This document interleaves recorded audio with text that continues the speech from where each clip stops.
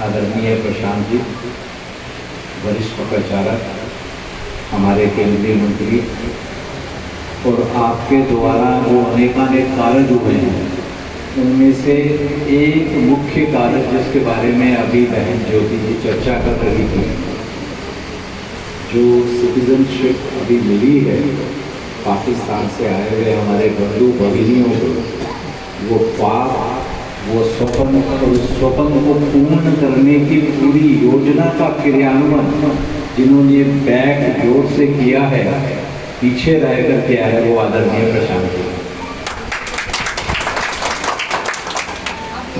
मेरे साथ मंच पे विराजमान हमारे प्रांत के सह मंत्री श्री अशोक जी, हमारे प्रांत के संगठन मंत्री सुबोध जी यहीं पर आए हुए थे, शायद मुझे लगता है पीछे हैं। मैं अनुरोध करूंगा थोड़ा आप भाई साहब खड़े हों जिससे सबको आपका पीछे सुबोध जी हैं हमारे प्रांत के संगठन मंत्री, उनके साथ में हमारे विभाग मंत्री राजेश जी, रूपक जी, हमारे धर्म प्रसाद सह संपर्क प्रमुख हैं, और मेरे साथ मंच पे आप सबसे परिचित हैं दिनेश जी जो हमारे अध्यक्ष हैं, जिला अध्यक्ष रोहिणी जिले के, बहन ज्योति जी जो उपाध्यक्षा हैं भगिनी निवेदिता सेवा समिति हमारी, जिसके द्वारा हिंदू शरणार्थी बस्तियों का अनुपम कार्य किया जा रहा है, और उस सबसे ऊपर आज के इस कार्यक्रम को करने में जिनका सबसे बड़ा योगदान रहा है यहाँ की रेजिडेंट वेलफेयर एसोसिएशन का, जिनके अध्यक्ष, महासचिव और पदाधिकारीगण यहाँ उपस्थित हैं। मैं सर्वप्रथम आप सबको अभिनंदन करना चाहूँगा, आपको धन्यवाद करना चाहूँगा कि आपने आज के इस कार्यक्रम के साथ एक नए सेवा कार्यक्रम को अपने हाथ में लेने का प्रण आगे किया।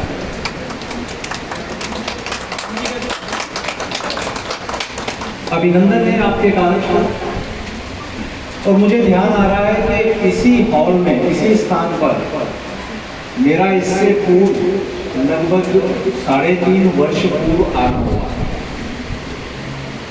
और तब भी एक सेवा कार्य के निमित्त हमारे कोरोना काल में दूसरी लहर चल रही थी और ऑक्सीजन की कमी हो रही थी, तो आपकी इस वेलफेयर एसोसिएशन ने, आप सब ने मिलकर इसी हॉल को ऑक्सीजन कंसंट्रेटर सेंटर में कन्वर्ट कर दिया था।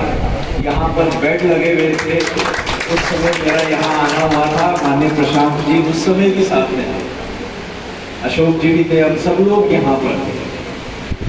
उन्हें आप सबको अभिनंदन, आप ये सेवा कार्यों में जुटे हुए हैं, अपने जीवन को सफल बना रहे हैं, और दिल्ली की बाकी रेजिडेंट वेलफेयर एसोसिएशन के सामने एक उदाहरण प्रस्तुत कर रहे हैं कि हम सेवा कार्यों में अपने धर्म, अपनी संस्कृति, अपने राष्ट्र के ज्ञान को आगे बढ़ाते हुए सबको संदेश दे रहे हैं। लगभग 2 वर्ष पहले हम सबने मिलकर यह निर्णय लिया था। हमारे जीवन का अनुपम पल सामने आ रहा है, सुप्रीम कोर्ट का निर्देश मिल गया है। 25 पीढ़ियों से जिस दिन की प्रतीक्षा हो रही थी, जिस घड़ी का इंतजार हम सब लोग कर रहे थे, जिस पल की प्रतीक्षा में लाखों बलिदान हुए थे, सैकड़ों संघर्ष हुए, सैकड़ों वर्ष तक हम लोग संघर्षरत रहे, उस कारज के पूर्ण होने के रास्ते की सारी रुकावटें 9 नवंबर को पूर्ण हो गई। 9 नवंबर 2019 को माननीय उच्चतम न्यायालय का आदेश आ गया, हमारे रामलला का भव्य मंदिर बनेगा। ऐसा स्वप्न जो हम सब देख रहे थे, वो स्वप्न पूर्ण करने का समय आ गया। अब राम जी तो सबके हैं, राम जी का भव्य मंदिर बनेगा, तो हम सबके राम का हमारा मंदिर बन रहा है। इस संदेश को पूर्ण करने के लिए हम सब ने मिलकर निर्णय लिया कि हम लोग निधि समर्पण करेंगे। हम एक एक द्वार खटखटाएंगे, एक एक भक्त से मिलेंगे। हमारे राम जी का मंदिर, ये जो हम मंदिर मार्ग में जाते हैं, हम देखते हैं ना, उस मंदिर का नाम क्या है? इस तरह से किसी एक के नाम का मंदिर नहीं होगा, वो सिर्फ प्रभु राम के मंदिर होगा और हम सबका मंदिर कहलाएगा। ऐसा निर्णय पूर्ण करने के लिए हम सब लोगों ने मिलकर निधि समर्पण कार्यक्रम करना है, ये योजनाएं बनानी। हम इसको पूर्ण करने के लिए चल पड़े थे। यहीं पर ही हमने देखा ना, हमारी रेजिडेंट वेलफेयर एसोसिएशन की बहनों ने करोड़ों रुपए की राशि एकत्रित कर, हम सब ने मिलकर करोड़ों रुपया निधि समर्पण के लिए इकट्ठा किया। और ये योगदान सिर्फ हमारे अपार्टमेंट्स या ऐसे स्थानों से नहीं, हमें अनेकानेक अनुभव देखने को मिले। कार्यकर्ता जाते थे, झोपड़ी का दरवाजा खटखटा रहे, दरवाजा खुलता है, बेटा दरवाजा खोलता है, पीछे बेटे के बच्चे बैठे हुए हैं और अंदर घर की स्थिति ये बता रही है कि यहाँ पर राशि, एक न्यूनतम राशि ही मिल सकती है। इससे पहले कि वो कुछ बोले, बेटा स्वयं कहता है, मुझे मालूम है राम जी स्वयं आए हैं अपने कार्य को पूर्ण करने के लिए, मुझे निमित्त बनाने के लिए, अपनी जेब से 500 रुपया इकट्ठा करके बाहर निकाला। लगता था 100 रुपए से ज्यादा नहीं आएगा, 500 रुपया जेब से निकाल कर देते हैं हमारे परिवार की तरफ से प्रभु श्री राम के मंदिर के लिए। कार्यकर्ता हाथ जोड़कर उस राशि को लेकर चलने लगते हैं। जय श्री राम का बाहर निकल रहे होते हैं कि पीछे से दादी माँ आवाज देके बुलाती है, अरे कहाँ जा रहे हो? मेरे पास नहीं आना। और अपनी पोटली खोलती हैं, उस पोटली में बचे हुए जितना भी उन्होंने इकट्ठा किया था धन, वो सारा धन पकड़ के पकड़ा देती है। कार्यकर्ता कहते हैं, माँ ये तो आपने अपने कष्ट के दिनों के लिए बचा के रखा है। दादी माँ कहती है, ये मेरे राम जी के लिए बचा के, ये राशि मेरे राम का मंदिर बनेगा, मैंने इसके लिए बचा के रखी है। ये सौभाग्य मुझे ही मिला है, मेरे दुखों का हरण तो वो राम स्वयं कर देगा।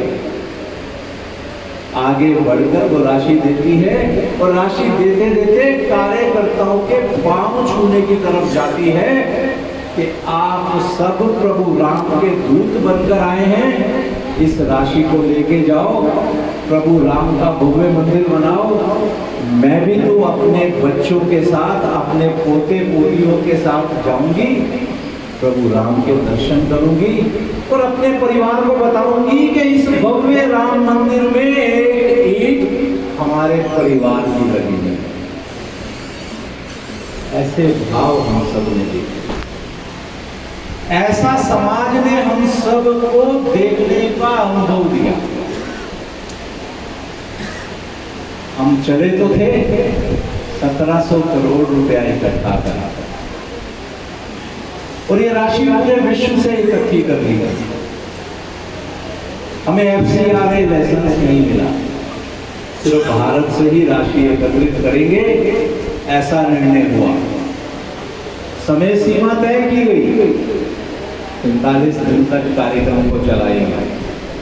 और देखो राम जी की कृपा, राम जी के भक्तों का पराक्रम देखो, उनकी निष्ठा देखो कि 30 दिन होते होते 1700 करोड़ छोड़िए, हम 3000 करोड़ को पार कर चुके हैं।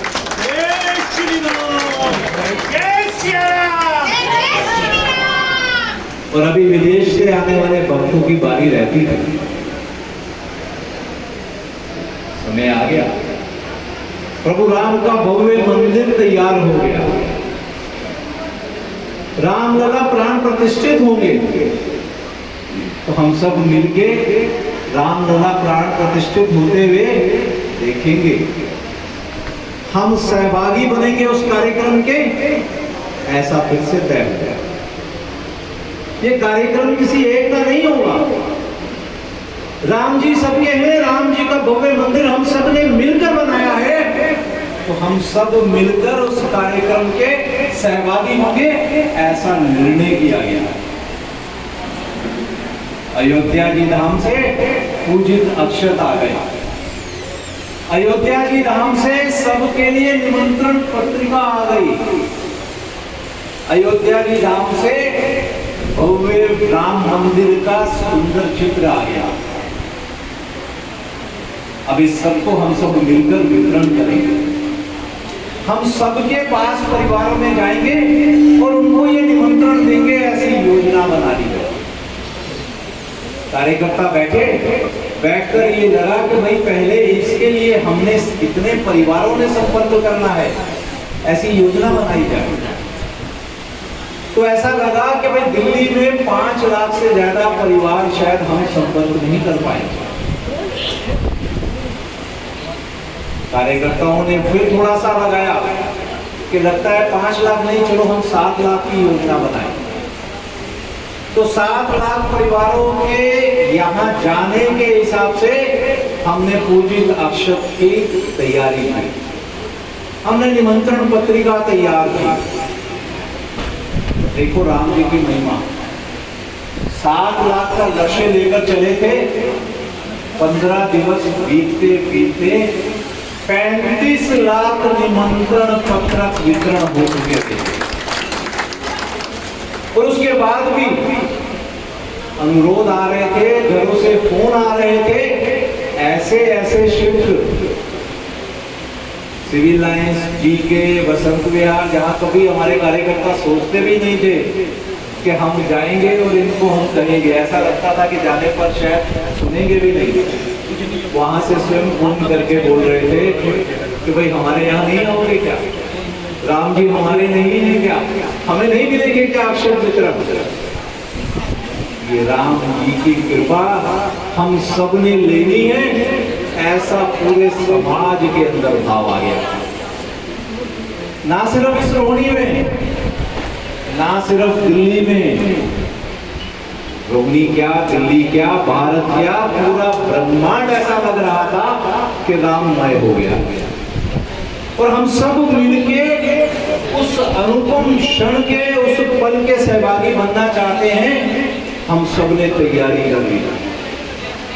हम सबका अयोध्या जी धाम आना संभव नहीं था, तो विश्व हिंदू परिषद की तरफ से ये योजना बनाई गई कि हम अपने पास के मंदिर को, अपने पास के गुरुद्वारे को, अपने पास के जैन स्थानक को, बौद्ध धाम को, प्रत्येक पूजा स्थल को ही उस दिन के लिए अयोध्या जी धाम बना लेंगे। बड़ी बड़ी LED स्क्रीन लगाएंगे, घर से निकलेंगे परिवार सहित, पूजा करेंगे। और जिस पल पर अयोध्या जी धाम में पूजनीय संत रामलला के प्राण प्रतिष्ठित होते ही अभिजीत मुहूर्त में पहली आरती उतारेंगे, हम सब अपने पास के अयोध्या जी धाम में, अपने पास के मंदिर में, पास के पूजा स्थल में उनके साथ में आरती उतारेंगे, अपने जीवन को सफल बनाएंगे। और इस कार्य को हम सब ने मिलकर पूर्ण किया। अपने जीवन के इस सौभाग्यशाली क्षण को प्रभु रामलला की आरती उतारकर अपने जीवन को सफल बनाया। 500 वर्ष के सबसे सौभाग्यशाली पल को, आनंद को अपने जीवन में उतारा। ये समय हम सब ने मिलकर देखा, इस समय को हम सब ने मिलकर अनुभव किया। और देखो, हमने पिछले मास ही नव दशक आया है, नववर्ष प्रतिपदा अवसर हुआ, नव दशक का प्रारंभ हुआ। और पुराने दशक में जाते जाते हमारे जीवन के जो स्वप्न थे, कुछ अखंड भारत बनेगा, आर्टिकल 370 आई, अखंड भारत का हमारा पहला स्वप्न पूरा हुआ। रामलला का भव्य मंदिर बना, पिछले दशक में ये कार्य पूर्ण हमने कर लिए और आने वाला दशक हमको दस्तक देकर बोल रहा है, तैयारी कर लो। अयोध्या जी धाम तो हुआ है, अब बारी है काशी की, उसके बाद बारी है मथुरा की। नव दशक तैयार है हमारे जीवन के उन सब स्वप्नों को पूर्ण करने के लिए, क्योंकि ये जो समाज है हमारा, हमारे बंधु भगिनी, हमारा हिंदू समाज हमसे कह रहा है कि राम मंदिर मिल गया, अखंड भारत बन गया, ट्रिपल तलाक आपने समाप्त कर दिया, सीएए आप ले आए, हमारे शरणार्थी बंधु जिनको शरणार्थियों का नाम लेना पड़ता था उनको आपने सिटीजनशिप दिला दी है। पर इस सब के बाद भी ये दिल मांगे हम रुकने वाले नहीं हैं। हमारी अपेक्षाओं को आपने पूर्ण करना है, ये समाज हमसे कह रहा है। जो इतने वर्षों का, इतने कालखंड का हमारी कुरीतियां आ गई हैं, ऊंच नीच की, भेदभाव की, हमको मिलकर उसको भी समाप्त करना है। हमारे में जहां जहां जो भी कमियां रह गई हैं, हमको मिलकर उस सबको दूर करना है। पूरे हिंदू समाज को, पूरे राष्ट्र को, और उससे ऊपर बढ़ के वसुधैव कुटुंबकम के संदेश को, सेवा कर्मो धर्मों के संदेश को पूरे विश्व को पहुंचाने के लिए, विश्व में कोई भूखा नहीं रहे, सबको ज्ञान प्राप्त हो, हमारी संस्कृति, हमारे पुराने इतिहास का ज्ञान सब तक पहुंचे, इस कार्य को हम सबको मिलकर पूर्ण करना है। ये संदेश, ये आकांक्षा समाज हमसे कर रहा है और हम सबको उसको मिलकर पूर्ण करना है। और आने वाला समय जो है हम सब मिलकर पूर्ण करेंगे।